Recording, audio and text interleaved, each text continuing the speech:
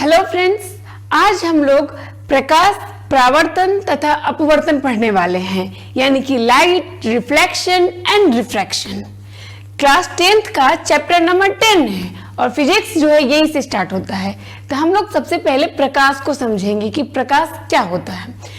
और पिछली कक्षाओं में भी हम लोग पढ़ते आ रहे हैं, लेकिन इसमें थोड़ा सा याद कर लेते हैं, रिमाइंड कर लेते हैं कि क्या पढ़े थे। तो प्रकाश जो है वो क्या है, क्योंकि रिफ्लेक्शन और रिफ्रैक्शन जो होने वाला है वो लाइट से ही होने वाला है, प्रकाश से ही होने वाला है। तो प्रकाश किसी भी चीज पे जब पड़ती है, इसके बाद जो परावर्तित होती है, तब हम उस चीज को देख पाते हैं, तो इसको रिफ्लेक्शन बोलते हैं। लेकिन एक लेंस की बात की जाए, जैसे कि चश्मे का लेंस है, जैसे कि ये चश्मे का है लेंस, तो ये इस पे अगर लाइट पड़ेगा, इस पे प्रकाश पड़ेगा, तो क्या होगा, प्रकाश जो है ये इधर भी आ जाएगा, इसको रिफ्रैक्शन बोलते हैं। तो चलिए हम स्टार्ट करते हैं लाइट से। प्रकाश जो होता है वो एक ऊर्जा है, यानी प्रकाश एक ऊर्जा के फॉर्म में रहता है, एनर्जी के फॉर्म में रहता है, और ये इलेक्ट्रोमैग्नेटिक वेव भी है, यानी कि विद्युत चुंबकीय तरंग भी है प्रकाश।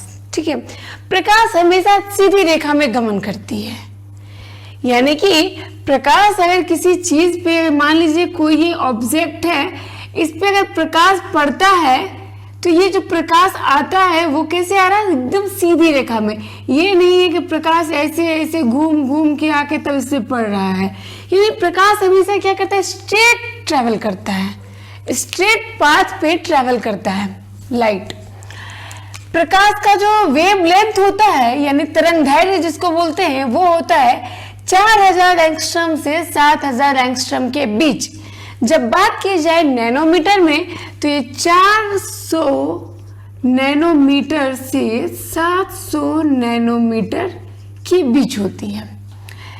प्रकाश का जो वेग होता है वो 3 × 10⁸ मीटर पर सेकेंड होता है। प्रकाश सबसे अधिक किसमें होगी, निर्वात में, इसके बाद गैस में, द्रव में, और सबसे कम ठोस में। यानी समझते हैं बातों को। जब सूर्य का प्रकाश जो है वो आता है, यानी कि किसी भी, जब कोई निर्वात जगह है, वहां पे कोई भी गैस नहीं है, तो वहां पे सबसे अधिक होगा।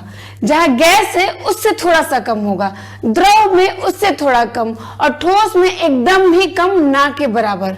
ठीक, यानी कि कोई ऑब्जेक्ट पे अगर यहाँ पे कोई ठोस चीज, अपारदर्शी वस्तु को रख दिया जाए, तो प्रकाश जो है उस पर जो है नहीं जाता है, या बहुत कम जाता है। उसी को क्या कहते हैं हम लोग, कि ये जो होता है ठोस में कम होता है। प्रकाश की प्रकृति जो है, प्रकृति 2 प्रकार की होती है, यानी कि इसमें 2 तरीके का लक्षण होता है। प्रकाश की जो प्रकृति, नेचर जो है वो 2 प्रकार का है। एक तो तरंग के रूप में कार्य करता है, दूसरा कण के रूप में, यानी कि वेव और पार्टिकल दोनों की तरह वो कार्य करता है। तो ऐसा नहीं है कि जब वेव की तरह करता है तो पार्टिकल जो होता है वो नहीं रहता है, दोनों ही रहता है, लेकिन जिस चीज के लिए यूज किया जा रहा है वो लक्षण उसमें ज्यादा यूज हो पाता है।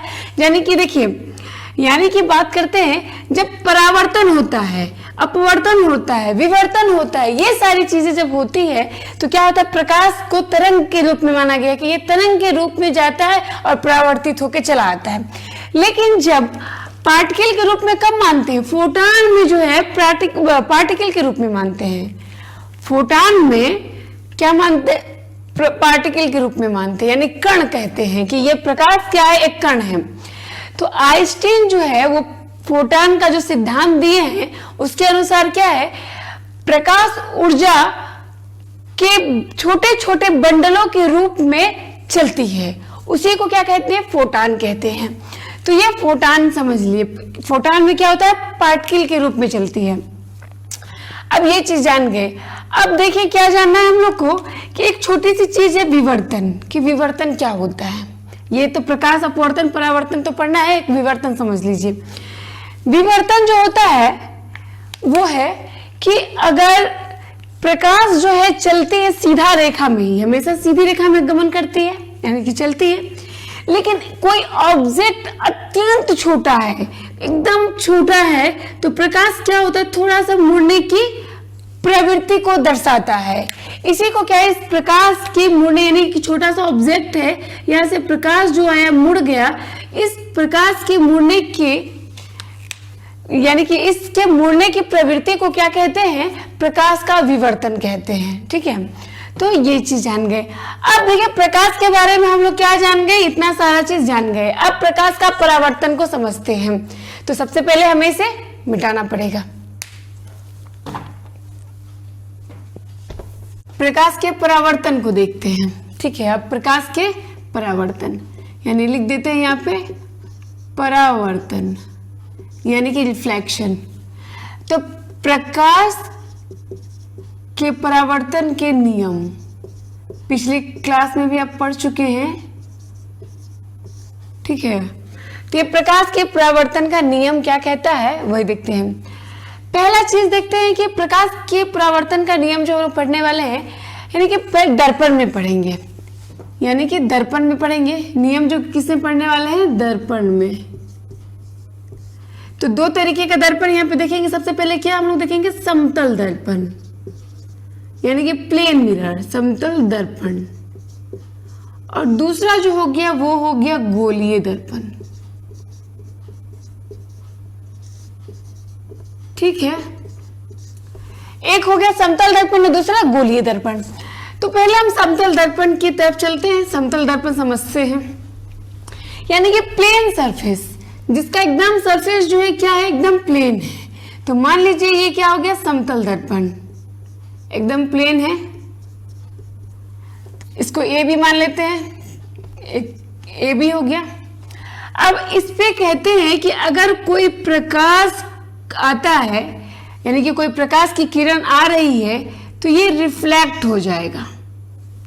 यानी प्रकाश जो आ रही है और प्रकाश किसी भी ऑब्जेक्ट पे, यानी कि दर्पण में आप अपने चेहरे को कैसे देखते हैं, आप जब दर्पण के सामने खड़े होते हैं, यानी मिरर के सामने जब खड़े होते हैं, तो प्रकाश जो होता है दर्पण पे आता है, इसके बाद रिफ्लेक्ट होके हमारे नजरों पे आता है, फिर हम देख पाते हैं खुद को। तो इसी तरीके से समतल दर्पण जो होता है, क्या हुआ कि समतल दर्पण में प्रकाश की किरण आया और यहाँ पे क्या रिफ्लेक्ट हो गया। और इस पे क्या होता है कि एक जो है अभिलंब हम खींच दिए। ठीक, अब किसको क्या क्या कहते हैं ये भी देख लीजिए, क्योंकि यही समझना बहुत ही जरूरी है। जो ये प्रकाश की किरण आ रही है इसको बोलेंगे आपतित किरण।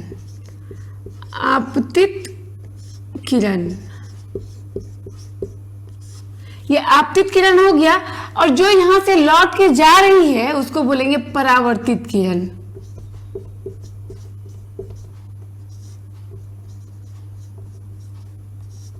अब एक आपतित किरण और परावर्तित किरण समझ गए, और ये जो हम 90 डिग्री का एंगल जो खींचे हैं इसको बोलते हैं अभिलंब। ठीक है, अभिलंब, ये अभिलंब हो गया। अब समझने वाली बात जो है वो समझते हैं। अब देखिए यहाँ पे जो कहा जाता है कि प्रकाश का जो परावर्तन का नियम है, वो पहला नियम जो है आपतन कोण परावर्तन कोण के बराबर होता है। यानी कि अब हम यहाँ पे लिख देते हैं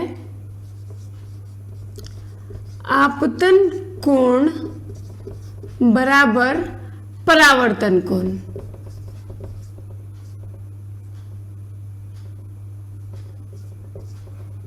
परावर्तन कोण, ठीक है, यानी कि आपतन कोण जो होता है वो परावर्तन कोण के बराबर होता है। तो कैसे होता है वो देखेंगे। देखिए अब जो है ये आपतित किरण तथा अभिलंब के बीच में जो कोण बना इसको बोलते हैं हम आपतन कोण। ठीक है, यानी कि आपतित किरण तथा अभिलंब के बीच में जो बनता है कोण, इस कोण को क्या कहेंगे, आपतन कोण। ठीक है, और अभिलंब तथा परावर्तित किरण के बीच में जो कोण बनता है उसको बोलते हैं परावर्तित कोण। परावर्तन, उसको बोलते हैं क्या, परावर्तन कोण। अब समझिए, आपतन कोण परावर्तन कोण के बराबर होता है। यानी कि ये अगर 30 डिग्री का होगा ये वाला एंगल, तो ये भी 30 डिग्री का होगा। ठीक है, अब एक चीज और इंपॉर्टेंट चीज है, वो क्या है कि दूसरा जो कहता है वो क्या है, आपतित किरण, चलिए लिख देते हैं, आपतित किरण परावर्तित किरण। देखिए कहीं भी कुछ रटने का जरूरत नहीं है, क्या है, हम इस फिगर से ही बना रहे हैं। आपतित किरण परावर्तित किरण, परावर्तित किरण, परावर्तित किरण दर्पण के आपतन बिंदु पर अभिलंब तीनों एक ही तल में होते हैं।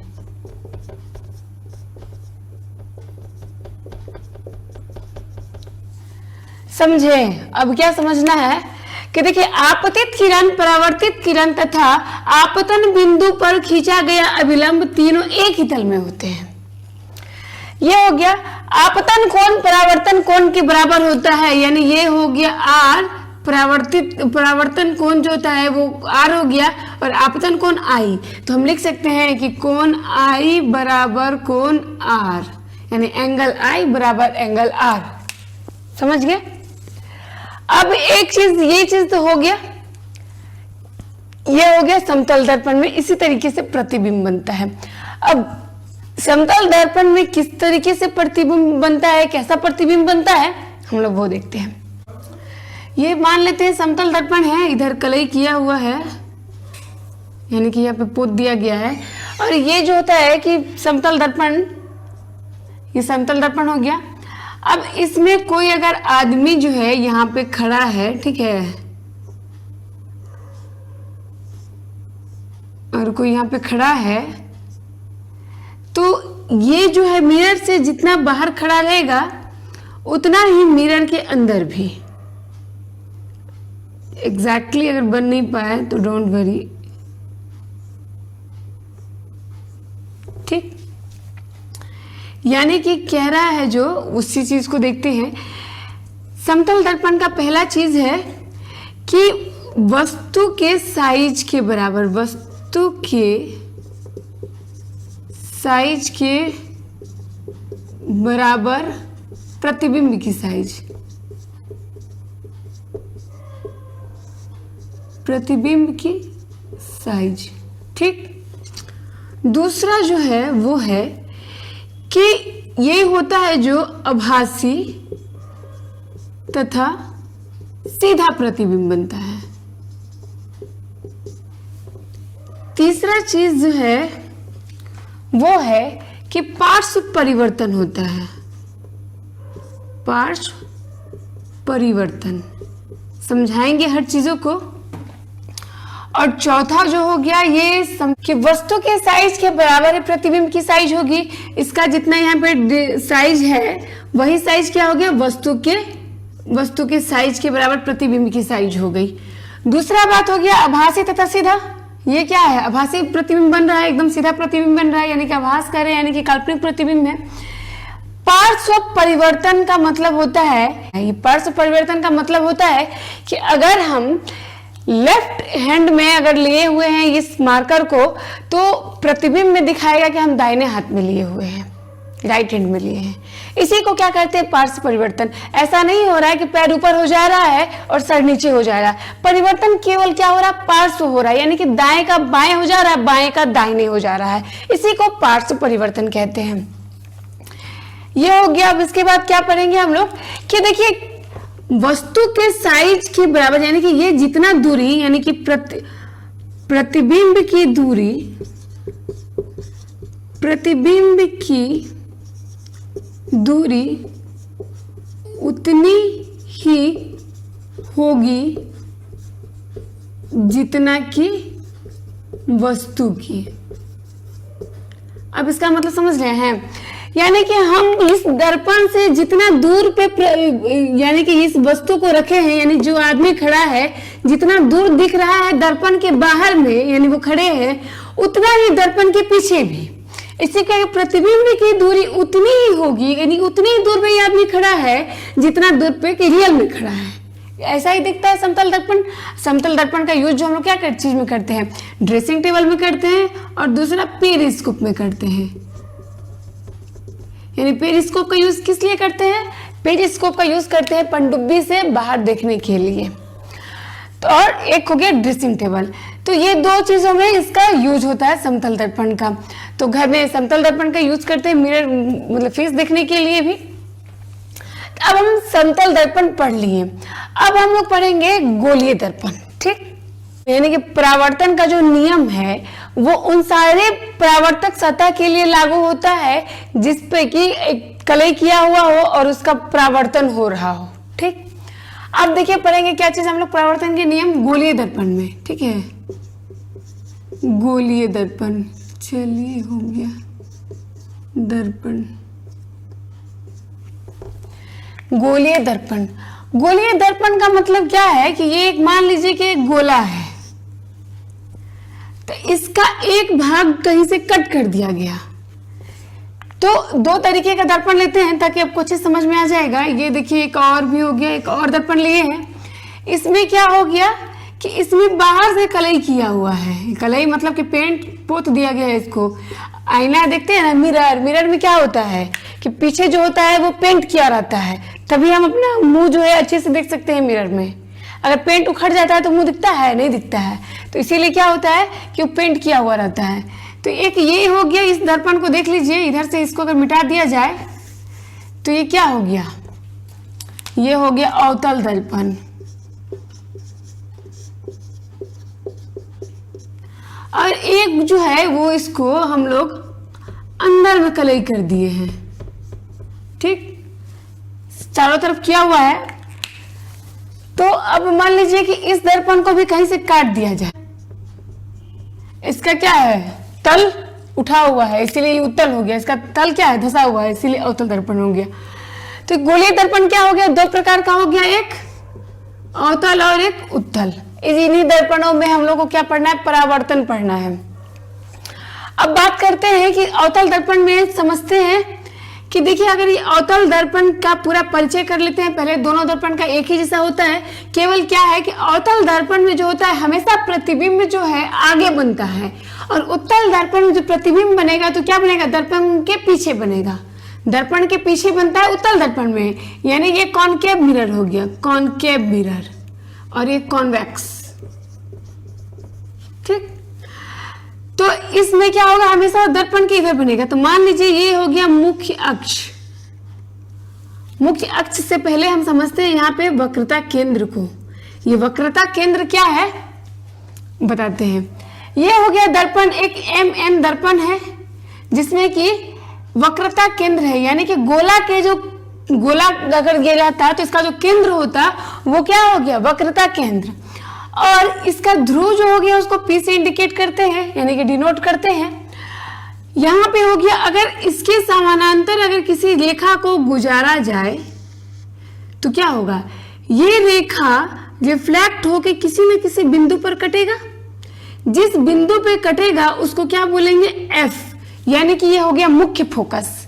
मुख्य फोकस तथा ध्रुव के बीच की दूरी को क्या बोलते हैं, फोकस दूरी। उसको छुटकी F से इंडिकेट करते हैं। अब ये समझिए। अब देखिए हम लोग पहले अवतल दर्पण की सारी चीजों को समझ लेते हैं, तब उत्तल दर्पण के बारे में चलेंगे। अब देखिए यहाँ पे क्या होता है कि एक अभिलंब हम लोग मान लेते हैं, क्योंकि ये बिना अभिलंब का दर्पण नहीं चलता है।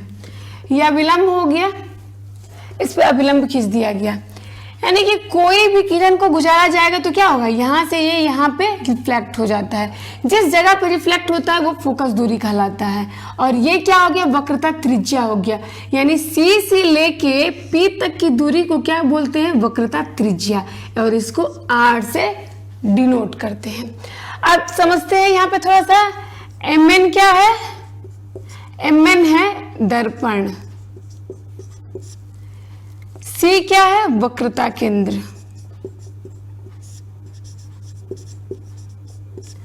इसके बाद P ध्रुव, ध्रुव हो गया। R जो है वो क्या है, सी तथा पी की दूरी, पी की जो सी और पी के बीच में जो दूरी हो गया उसी को क्या बोलेंगे हम लोग, रेडियस, यानी कि वक्रता त्रिज्या है ये, इसको आर से डिनोट करते हैं।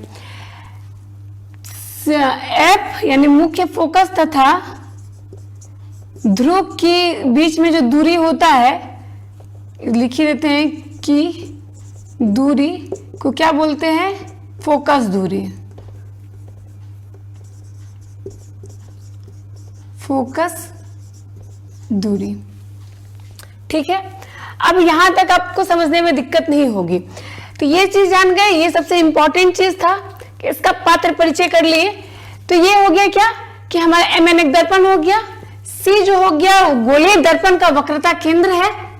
ये दर्पण अगर गोल रहता तो इसका केंद्र होता है ये, तो वक्रता केंद्र है। वक्रता केंद्र पे जो होता है, और ये चीज याद रखिएगा कि अभिलंब जो होता है, ये जो अभिलंब खींचे हैं, ये अभिलंब हमेशा वक्रता केंद्र से ही खींची जाती है। तो ये दर्पण जो किरण यहाँ से गुजारा गया तो ये यहाँ पे आती है। अब ये किसी भी रेखा से यानी किसी भी इसके पैरेलल अगर खींचते हैं और भी, तो ये क्या होगा, यहाँ जाएगा, फिर यहाँ से यहाँ पे हो जाएगा, यानी कि यहाँ पे ये कट रहा है। ठीक, फिर से अगर इसको गुजार दिया जाए, जितना गुजारना है गुजार सकते हैं, यहाँ पे कट रहा है, फिर अगर इसके पैरेलल लेके जाते हैं तो फिर यहाँ पे, यानी कि यहाँ ये जो कटता है इसी को क्या बोलते हैं हम लोग, मुख्य फोकस बोलते हैं। ये F से इंडिकेट करते हैं इसको, यानी कि F से डिनोट करते हैं इसको। ये क्या हो गया, मुख्य फोकस। अब इसमें जो जानने वाली बात है ये कि अगर हम कह दें कि R बराबर 2F, इसको हम लोग बाद में प्रूफ भी करेंगे, R बराबर 2F, याद रखिएगा ये पूछता है R बराबर 2F। अगर F पूछ दिया कि F बराबर, तो क्या होगा, R/2 होगा ना। जब R बराबर 2F है तो F बराबर R/2। इन चीजों को हम लोग क्या करेंगे, बाद में प्रूफ करेंगे। देखिए, तो ये जो R बराबर 2F बोला है, वो क्या बोला है कि R जो है, R का जो वैल्यू है, यानी कि R जो दिख रहा है, ये क्या है, वक्रता केंद्र से ध्रुव के बीच की दूरी को R बोला गया है। और 2F का मतलब हो गया CF प्लस FP, है ना। अगर हम R बोल दें तो R का अगर देखिए यहाँ पे कि ये C है, यानी वक्रता केंद्र है, यहां से यहां तक वो R बोला गया है, तो 2F कहने का मतलब है CF प्लस PF। तो क्या हो गया, दोनों बराबर है, तो ये R बराबर 2F है। अगर हमको F निकालना होगा तो क्या करेंगे, R/2 कर देंगे। अगर मान लीजिए F निकालना है तो R का वैल्यू बटे 2 कर देंगे तो नहीं निकल जाएगा इतना, समझे। तो ये चीज हो गया। अब हम इस चीज को समझ गए। अब अवतल दर्पण की कुछ खास चीजों को देखते हैं। अवतल दर्पण में जो हमेशा प्रतिबिंब बनता है वो वास्तविक तथा उल्टा बनता है। यानी कि कैसे समझेंगे, तो मान लीजिए ये देखिए चम्मच है, इस चम्मच में दोनों दर्पण का कार्य होता है। पहला जो है, अगर हम इस तरीके से इस गड्ढे में देख रहे हैं तो क्या हो रहा है कि हमारा प्रतिबिंब जो है ऊपर, पैर ऊपर चला गया है और जो सिर है वो नीचे आ गया है। तो ये क्या हो गया, वास्तविक तथा उल्टा। लेकिन जब हम इसको पलट के देखते हैं तो पता चलता है कि ये हम सीधा है, लेकिन क्या है, वस्तु से छोटा है, थोड़े से छोटे दिख रहे हैं। तो ये हो गया क्या कि यानी कि ये जो चम्मच है, इस चम्मच का जो अंदर है ये वाला सतह ऐसा ही है ना, ये है अवतल दर्पण। और इस तरीके से कर दिए तो क्या हो गया, ये उत्तल दर्पण हो गया। ठीक, ये चम्मच भी अवतल और उत्तल दोनों चीजों को दर्शाता है। तो अब हम देखेंगे वस्तुओं का स्थिति, यानी कि वस्तु को कहाँ रखा जाए तो प्रतिबिंब कहाँ बनेगा। अवतल दर्पण में इसका 6 स्टेप है और हम 6 स्टेप को बहुत अच्छे से देखेंगे, क्योंकि हो सकता है ऑब्जेक्टिव या सब्जेक्टिव में तो पूछना ही पूछना है एक। तो चलिए हम लोग अब उसको पढ़ते हैं। यानी कि ये पोल हो गया, यहाँ पे क्या हो गया, सी हो गया, ये हो गया। अगर वस्तु को अनंत पे रख दिया जाए, ठीक है, वस्तु को अगर अनंत पे रखेंगे तो प्रतिबिंब जो है वो कहाँ बनेगा, धीरे रिफ्लेक्ट होगा। ठीक है, तो ये जो क्या हुआ है, ये आ रहा है, ये क्या हुआ, रिटर्न हो रहा है। तो यहाँ पे बनेगा प्रतिबिंब, और प्रतिबिंब में क्या हो गया, अत्यधिक छोटा होगा, एकदम छोटा।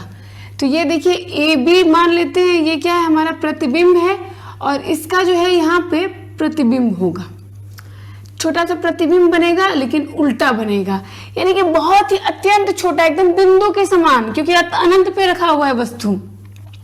तो क्या अत्यधिक छोटा होगा और वास्तविक होगा तथा उल्टा, ये तो दिख ही नहीं रहा है, तो ये प्रतिबिंब ऐसे होगा। यानी कि चम्मच में जैसे देखे कि क्या हुआ कि हम अगर इस तरह से खड़े हैं तो दिखा रहा है क्या कि पैर हमारा ऊपर है और सिर नीचे है, उसी प्रकार क्या होगा, इसमें प्रतिबिंब उल्टा बनेगा, लेकिन क्या बनेगा, वास्तविक।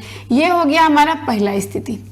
दूसरा जो होता है कि सी से परे रखेंगे, यानी कि वक्रता केंद्र से दूर रखेंगे तो क्या होगा, ठीक। ये क्या हो गया हमारा एफ हो गया, एफ तो दूर नहीं होगा, सी, यानी कि जब वस्तु को सी से परे रखा गया तो क्या हो रहा है, यहाँ पे ये ए बी है, ये एम एन है, ये दर्पण है। तो जब हम सी से परे रखे, यानी किसी भी दूरी पे रख सकते थे, सी से परे रखे तो ये लाइट जो है रिफ्लेक्ट, किरण गया यहाँ से, एक किरण यहाँ से गया, चूंकि दर्पण है तो वो तो जाना ही है, यहाँ गया, ये रिफ्लेक्ट जो हुआ वो कहाँ पे हुआ, सी तथा एफ के बीच में हुआ, सी तथा एफ के बीच हुआ, और क्या हुआ, वस्तु से छोटा हुआ, वास्तविक तथा उल्टा हुआ, यानी कि प्रतिबिंब हमेशा ऐसे बन रहा है, यानी वस्तु ऐसे है तो प्रतिबिंब उसका उल्टा बनेगा। ये होगा हमारा दूसरी स्थिति। अब चलिए तीसरी स्थिति की बात करते हैं। तो अब देखते हैं हम कि अगर वस्तु को देख लेते हैं हम दो स्थिति, इसका तीसरी स्थिति ये है कि वस्तु को अगर हम सी पे रखें, ये देखिए ये सी है, ये वस्तु है हमारा, इसको अगर सी पे रखेंगे तो क्या होगा, प्रतिबिंब भी सी पे बनेगा, लेकिन क्या बनेगा, उल्टा बनेगा, ठीक है। वास्तविक बनेगा, वास्तविक जब होगा तो वो उल्टा होगा, और क्या होगा कि एक वास्तविक हो गया, उल्टा हो गया, और समान ही साइज का है, जो साइज, जो वस्तु की साइज है सेम इसके साइज का ही क्या हो गया, प्रतिबिंब की भी साइज हो गई। ये हो गई तीसरी स्थिति। तो देखिए किस तरीके से वस्तु को हमने रखा है यहाँ पे सी पे, यानी कि वक्रता केंद्र पे, ये वक्रता केंद्र है, और वक्रता केंद्र से जो होता है लाइट जाता है, रिफ्लेक्ट होता है मिरर पे, रिफ्लेक्शन के बाद फोकस होते हुए यहाँ पे आता है, और फिर एक जो रिफ्लेक्शन के लिए जा रहा है यहाँ पे, और यहाँ से ये रिफ्लेक्ट होके क्या हो रहा है, ये आ रहा है, ये रिफ्लेक्शन हो गया, ये यहाँ से गया, फिर यहाँ पे रिफ्लेक्ट हुआ, और यहाँ पे जो मिरर का प्रतिबिंब बना है, यानी मिरर में जो प्रतिबिंब बना है, कहाँ पे बना है, सी पर ही बना है, और समान साइज का बना हुआ है। दूसरी स्थिति अगर एफ पे रखा जाए तो ये देखिए क्या है, ये हमारा एक अवतल दर्पण है जिसमें वस्तु को कहाँ रख दिए हैं, एफ पे रख दिए हैं। एफ पे रखने के बाद क्या है, वस्तु से जो प्रकाश हुआ गया, प्रकाश का परावर्तन हुआ, और परावर्तन होने के बाद जो है वस्तु को जब हम एफ पे रखेंगे तो उसकी प्रतिबिंब कहाँ बनेगी, अनंत पर बनेगी, और अनंत पे बनेगा तो बहुत ही आवर्धित बनेगा, बहुत बड़ा बनेगा, ठीक।